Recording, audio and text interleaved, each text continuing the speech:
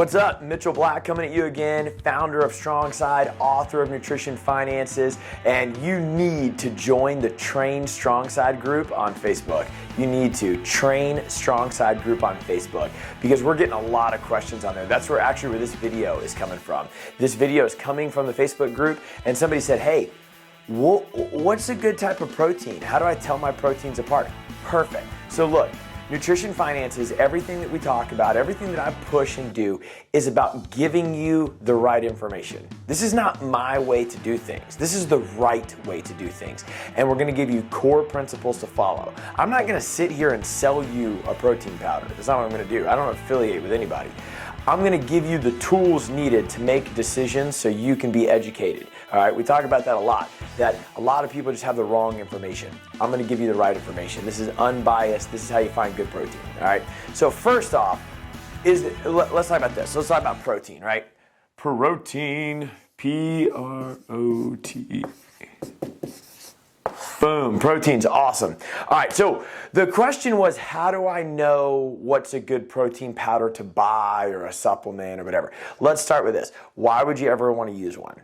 100% convenience, all right? So you can totally, you need to eat when you're done training, right? Let's just start with that. So you could totally grill you up some chicken breast and try to bring it with you every session to the gym and put it in a refrigerator and eat within 45 minutes after completing the workout.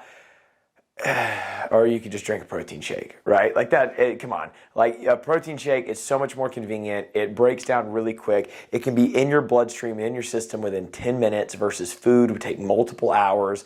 It's awesome. It's easy. It's more cost effective actually. Like it costs less than chicken. The only reason that people think protein costs more is because you buy 30 to 40 servings at a time. It would be less than if you bought 30 to 40 servings of chicken at a time.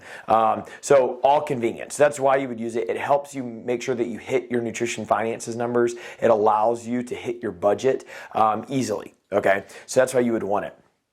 But here's the deal with the nutrition industry is that there is no governing body for nutritional supplements, all right? Basically, everything's done under a substantial equivalency, which is the same thing that cigarettes were founded under, that it hasn't been proven to kill anybody, but it hasn't been proven safe either. So we'll legalize it because it hasn't been proven to kill anybody. So typically what happens is all these supplements will get out before FDA regulation, and then once the FDA bans it or whatever, they'll just change one part of the molecule and then slap a different label on it, and then they start reselling that product. The nutrition industry is very, very shady, just like the training industry is very, very shady, unless you train at StrongSide, all right? Unless you're watching this video. But, so let's talk about that. So how do I find a good protein when there's all this junk out there, all right? There's a couple things that you want to look at, okay? Number one is that you want to look for something that is hydrolyzed. I would strongly recommend finding a hydrolyzed protein. All you really need to think about is Muscle Milk, EAS, and Myoplex. They were in a massive class action lawsuit because they would they'd market all these high absorption rates. In actuality, you're absorbing less than 30%. So Muscle Milk, EAS, and Myoplex, you're peeing out over 70% of what you buy because it's not very bioavailable and your body can't absorb it. So the reason that you would use a protein shake is for convenience. But what you're buying is bioavailability. You're buying something that can be absorbed and used in your body very, very quickly. You want to buy things that you're not going to pee out regardless of the price. So hydrolyzed, all right? If you've ever taken a scoop of protein powder and there's a big heaping thing at the top and you're like, oh man, it's like a giant mound and it's real clumpy, it's got a bunch of binders in it. It's got a bunch of binders in it. Your body's not going to absorb it very well. I don't care who's on the cover of it. I don't care what they say and how jacked you're going to get. Your body's not going to absorb it. So you immediately start peeing it out. And that's all that's really going to happen. Your body will absorb a very small amount of it. If you take a protein powder that is hydrolyzed, you'll take a scoop of it, and that's how the manufacturing process is done. You'll take a scoop of it, and it's almost like powder. It's very fine. It's very smooth. It's not great. It doesn't taste grainy or anything, but it's hydrolyzed protein. It has a much higher absorption rate when it gets into your bloodstream, meaning that out of the grams of protein that you take in, your body will absorb more of it. If you've ever been to StrongSide before, we sell Ascent and Progenics, which you can't buy in stores, and those are hydrolyzed proteins. And the reason you can't buy them in stores, for example, is Progenics is like $60 a bag at StrongSide.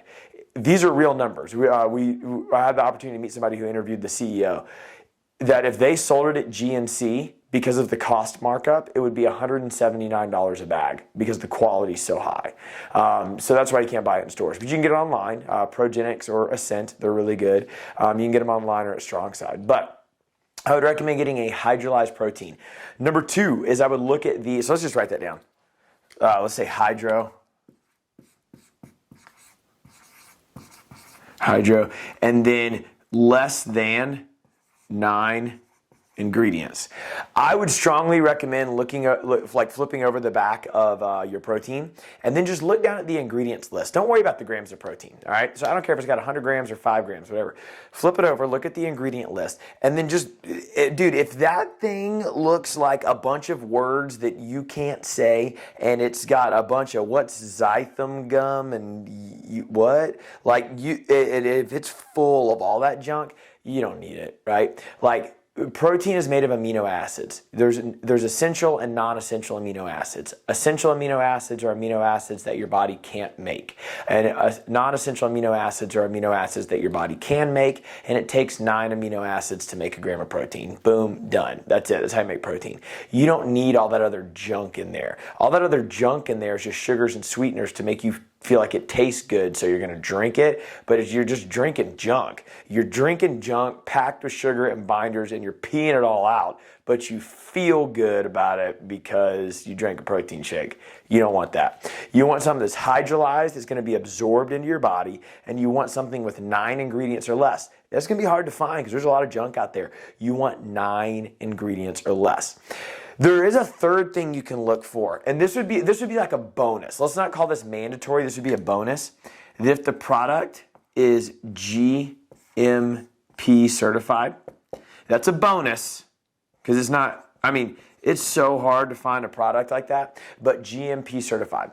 This stands for Good Manufacturing Product. That guarantees, they're a non-biased third party that goes into the supplement company and guarantees that it absorbs what it claims to absorb, or typically about 90% or greater. That's a very, very high absorption rate, meaning that what you take in, your body's going to absorb 90% or greater, all right? Then, so I would do those 3 things: hydrolyzed, less than 9 ingredients, and GMP certified, all right? But GMP is kind of a bonus. Then what I would do is I wouldn't take more than 2 per day. You know, we get this a lot, that people say, oh, I'm going to get fit. So the first thing they do is they go to the supplement store and they drop hundreds of dollars at the supplement store and $50 at the grocery store. Dude, you need to spend a lot of time at the grocery store. You need real food that's going to support your metabolism. So I get it, post-workout, or maybe you want to do it in the morning because you're just like out the door real quick. Fine. I do 2 shakes a day. I would totally recommend 2 shakes or less per day. I would strongly recommend one right after the workout because it gets into your bloodstream so quick and your body is anabolic at that point, meaning that it wants to grow. That's all you need to think about. So you want to feed it when you're done. But I would have 2 shakes, and then I would say my other 3 meals, because you're eating 5 times a day on the Nutrition Finances program, but I would say the other 3 meals are coming from real food, some type of lean meat or like whatever you like to do for your protein, but hitting your numbers based on real food for those other 3 meals, and then I would get 2 shakes per meal. So I would keep it that simple. I said that we sell Ascent and Progenics at StrongSide. You can get that online at progenicsusa.com or ascent.com. But if you're out in the world somewhere and you're like, I want to go into some supplement store, just look. Get a hydrolyzed protein with 9 ingredients or less, because it's probably going to be a really clean product that you're not going to just pee out. And if it's a bonus, get something that's GMP certified, all right? You keep up with that, and you're going to have amazing absorption rates of your protein, and it's going to be super simple.